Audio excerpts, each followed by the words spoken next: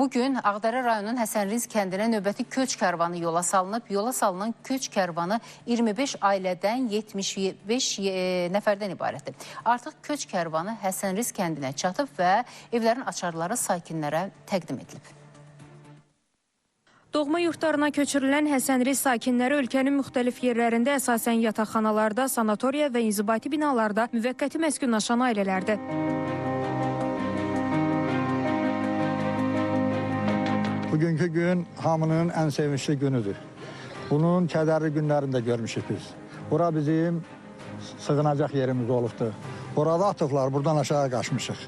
Gedirik, yığışırıq, öz evimiz olacaq, öz kəndimiz olacaq, öz torpaqlarımıza gedirik, əsas məsələ. 34 ildir şəxsən, mən 92-ci ildən bugünkü günə vətən həsrəti ilə yaşamışıq. Bugünkü gündə sevincimizin həddi yoxdur. Bir azdan çoxdan olsa yaşamışıq. Bizim balalarımız çox gözəl bir günlə orada yaşasın.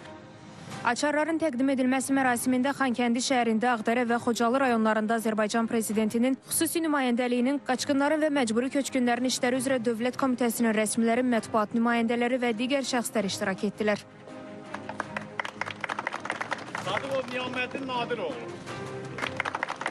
Sadıqov Niyaməddin Nadiroğlu. Tədbirdə çıxış edən Xankəndi şəhərində, Ağdərə və Xocalı rayonlarında Prezidentin xüsusi nümayəndəsinin müavini Səbuhi Qəhrəmanov bildirdi ki, işğaldan azad edildikdən sonra Həsənrins kəndində yenidən qurma və bərpa işlərinə başlanıb. Artıq kəndə 50 ailə köçürülüb. Bundan sonra da köç mərhələli şəkildə həyata keçiriləcək. Hazırda kənddəki fərdi yaşayış evlərində təmir işləri həyata keçirilir. Qısa zamanda Həsənrins kəndi elektrik enerjisi, içməli su və təbii qazla təmin edilib. Burada insanların yaxşı yaşaması üçün bütün zəruri infrastruktur qurulub. Qeyd ki, martın 3-də Həsənrins kəndinə ilk köç olub, 25 ailə doğma torpağına qayıdıb. Emin Babayev, Fidan Səfər, Spice xəbər, Ağdərə.